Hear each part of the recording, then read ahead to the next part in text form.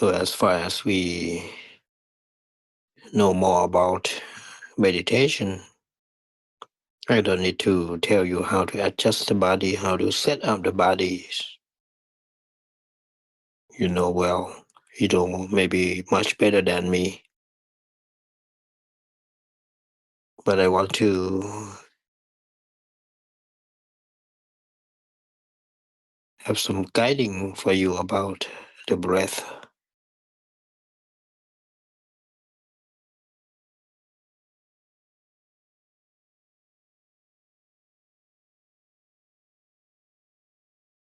So you first adjust the body,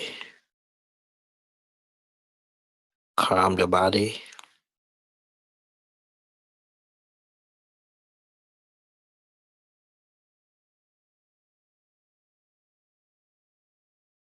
And then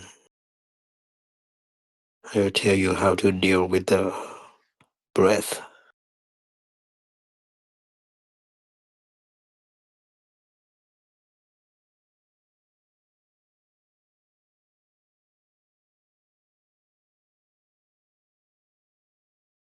Our relation to the breath is something very intimate, very private. I like to say that.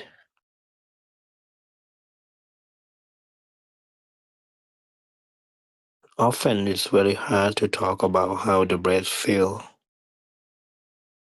because the breath feels like the breath feels.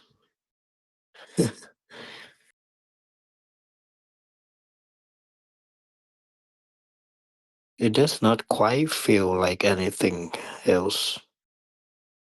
So we talk about it indirectly in terms of metaphors and similes, realizing that our descriptions are approximate.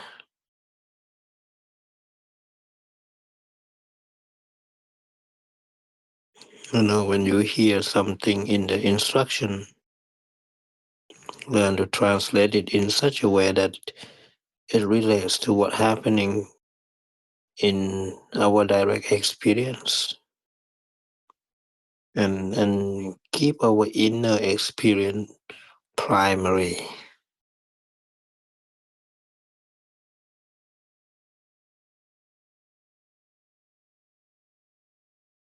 I noticed that one of the best way of getting the breath energy in the body to be comfortable and full is not to put any effort into our breath at all.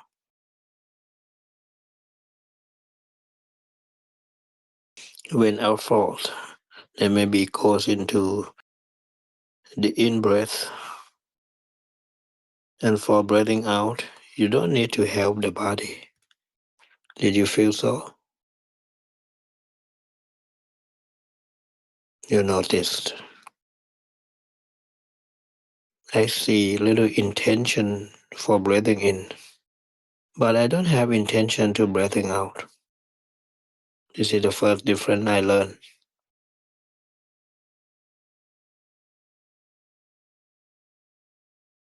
So the effort for coming in is more than going out, and sometimes we don't.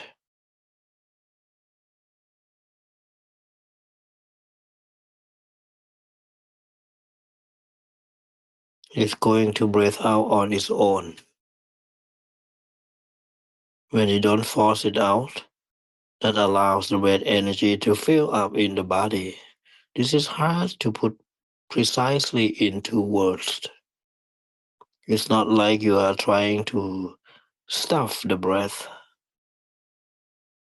but because you don't squeeze it out, then each time you breathe in, breathe in, and allow the sense of fullness to run along your nerves, and the nerves begin to glow. Again, it does not fit easily into the words, for it is not visible glow.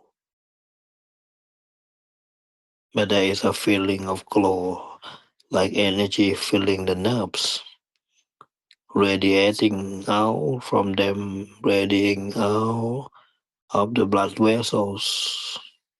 You try to breathe in such a way that maintain that sense of radiance. The body then feel a lot more comfortable. Then the blood can flow freely through all different parts of the body. You try that, it feel really good. So try to relate to what you are doing right now here. See if you get result.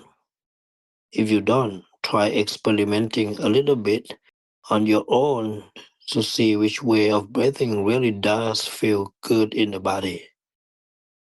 When you do this, it sets up the issue of the pressure and pain, cause and effect right from the start. And this is what the Buddha teachings are all about. We do suffer from the pain. Why? Why we do suffer from the pain? How can we use the pressure of the concentrated mind to lead us to even the greater ease and well-being?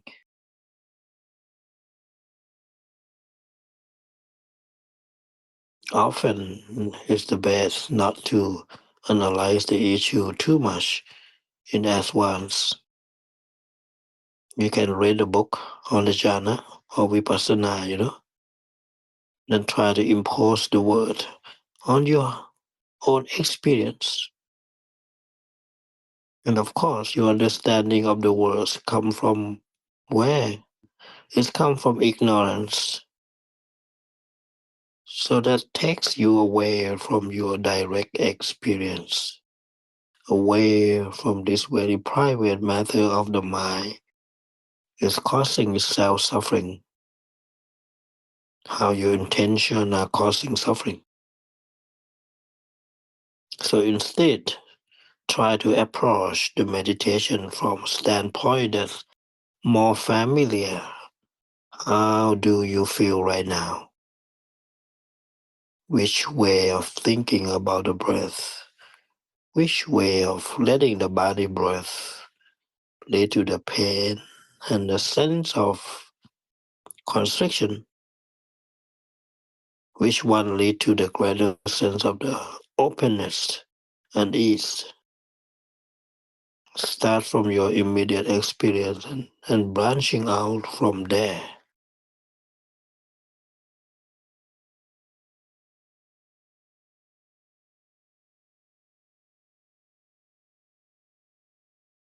And this is the way my mom's used to teach me a meditation.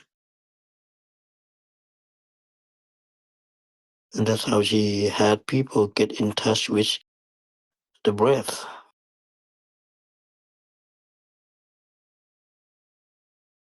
She used to have a few analogies and simile, and then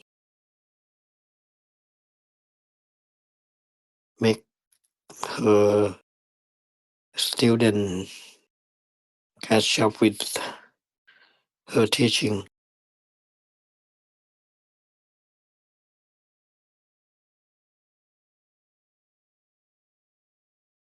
When the breath felt sticky, when it felt solid or dense, when it felt full,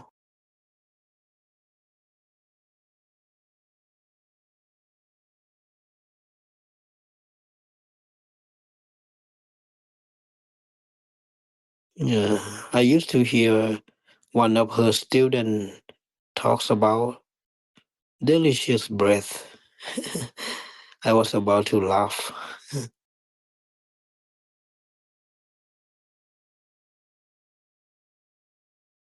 My mom always start her instruction to the student by saying, "Get in touch with the delicious breath." After one of her students talk delicious breath. So in this way, the meditation is not something imposed from outside. It is something that develops from your own inner sensitivity. Then somewhat after the fact, after you have some direct experience with it, you can read the book and begin to relate the terms to what you're experiencing. That's what I'm doing. I'm checking the Buddha word in my meditation. And that's all the meditation teacher teaching the student in Thailand.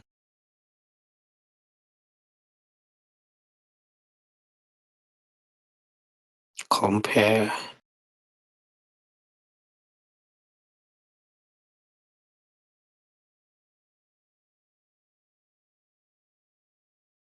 There's in Nayaya, one of the great branch of the Indian philosophy is called Nayaya. Nayaya means the knowledge, the pure knowledge that can be gained from the comparison with their comparative knowledge. You compare between what you read with your direct experience, and that's become wisdom, knowledge, pure.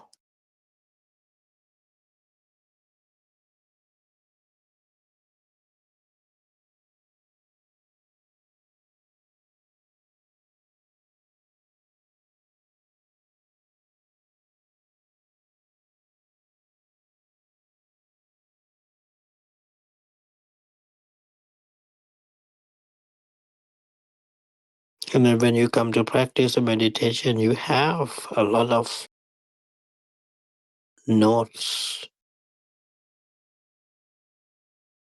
a lot of what's happening, and then you can note around.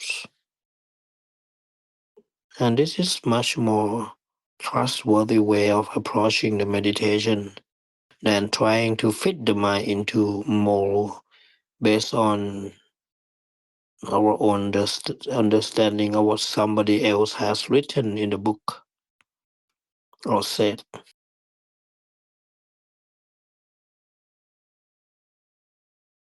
If you do that, it takes away you from a direct experience, from your own sensitivity.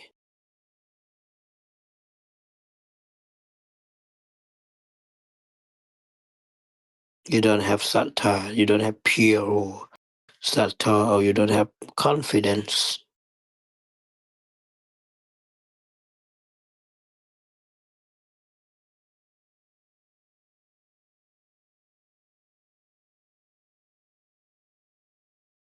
Which there is always an element of the doubt.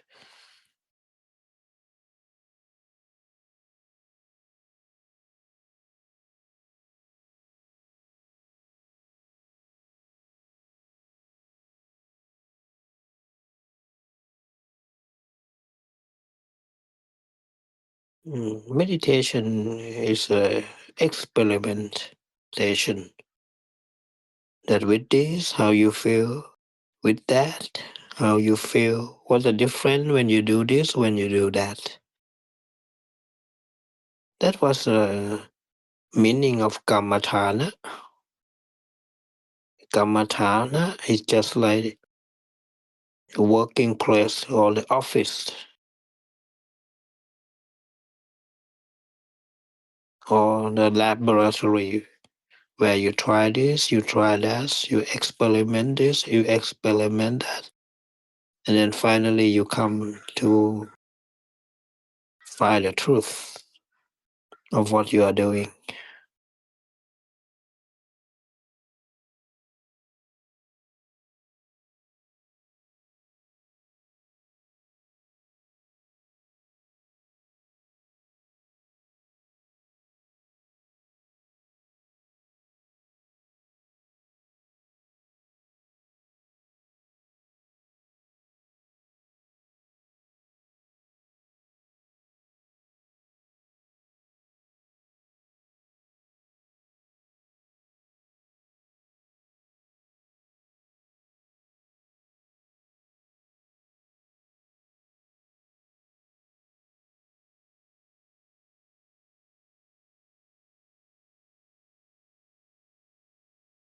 And this is why, remember my mom said that she did not want her student to discuss about the meditation with anybody else aside from her. Because when you talk to other people, they have their ideas, they have their preconceived notions. Maybe they know something about meditation. Maybe they are very wise, but that itself is a questionable thing, right? So you don't know how to experience their how much they really know.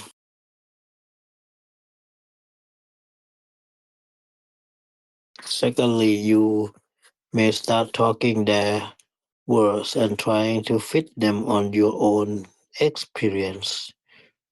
If you don't have enough inner experience, it's really easy to get messed up. Even when they simply ask you a question, the way they frame the question already embodies a certain viewpoint, and that viewpoint may be questionable. This is what my mom told me.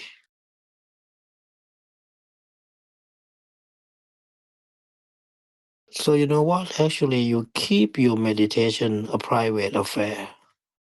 After all, the suffering you are causing yourself is a private affair, something nobody else can see. Even when we live together day in and day out, each of us is making a lot of decisions that nobody else have here will know. We may see some of the outside effect, but the actual experience of the suffering, our pain, we are the only person who can feel it. And we are the only person who can know which little decision we make from the moment to moment to moment. And that's why you want to learn how to observe. For me, observation is as big as my meditation.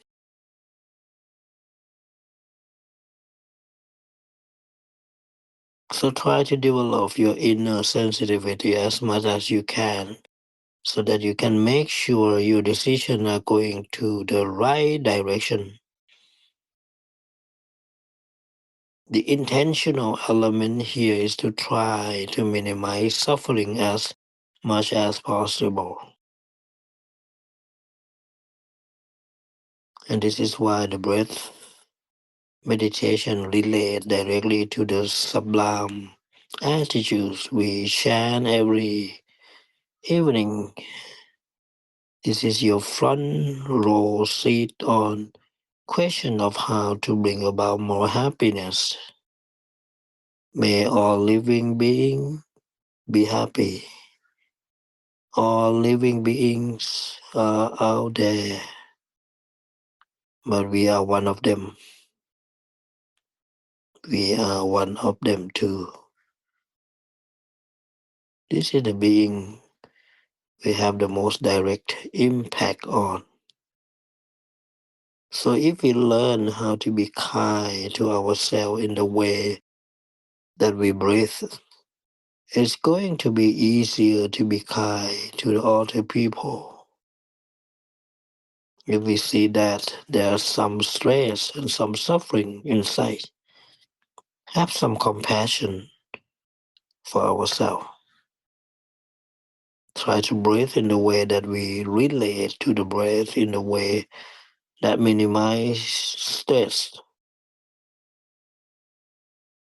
When we learn compassion for ourselves inside like this, it's a lot easier to feel compassion for other outside.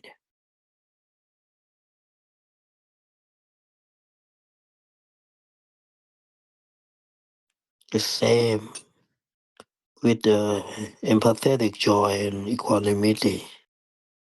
When the breath is going well, we appreciate it, enjoy it.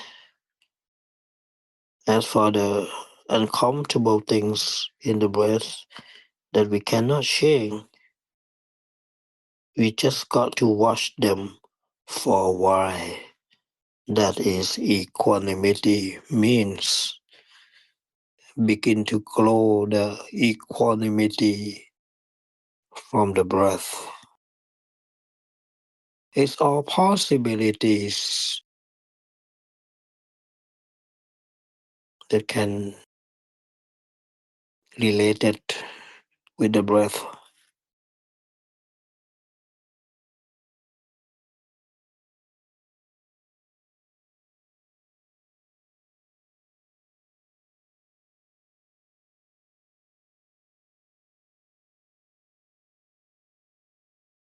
As we are staying with the breath right here,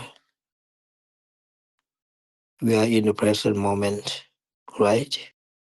Simply being the sensation of the breathing helps pull us out of a lot of our thoughts, that ongoing committee decision in the mind.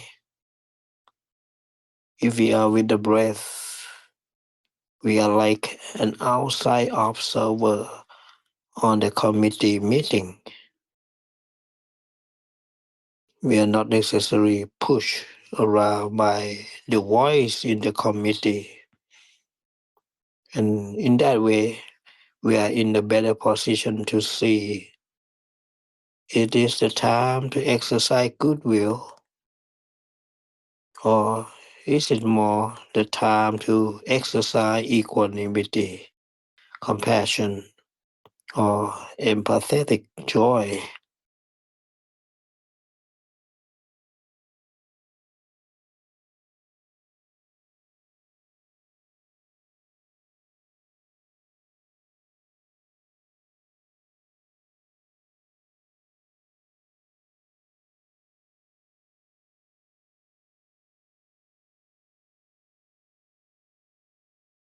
So, two types of meditation: the meditation that develops the sublime attitude and the meditation on the breath.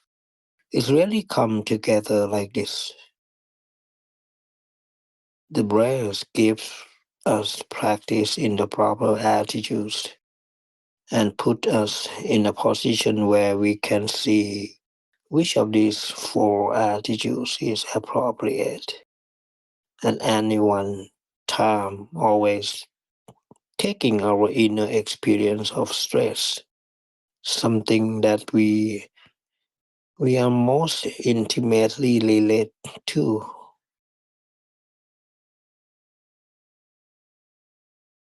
The way our knowledge is not just the word. There is direct experience underlying it all. As our skill is being developed, we are growing more sensitive to what that experience is, the more honest with ourselves about where we are still causing ourselves stress.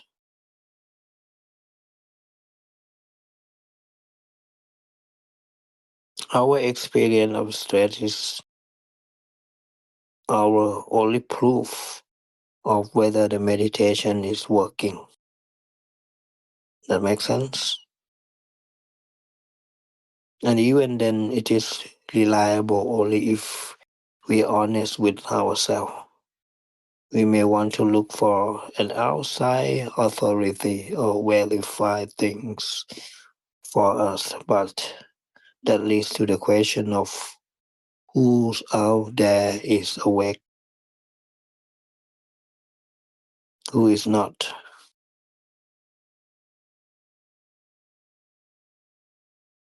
Yeah, you may have some idea, you may have some intuition, but you can't really prove anything about what's going on outside.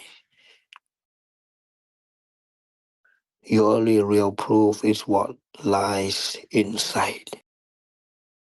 And until you make it the inner proof as clear and as honest as possible, you will have no proof about anything at all.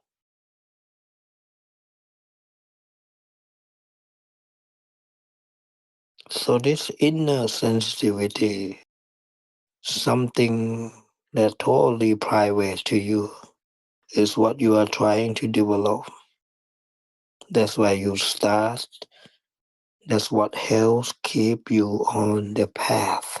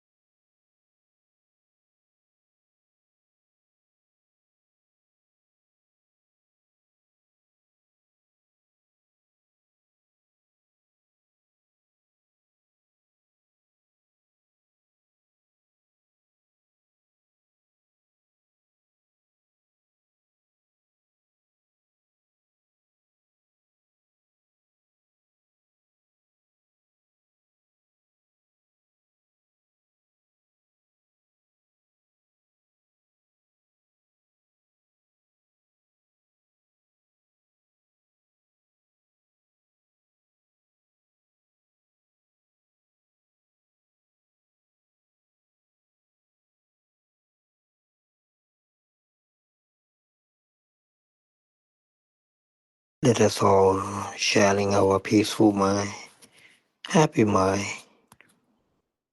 the happy energy to our being, wishing our being be wealthy, healthy, and prosperity, wishing them be out of danger, wishing them free from the suffering.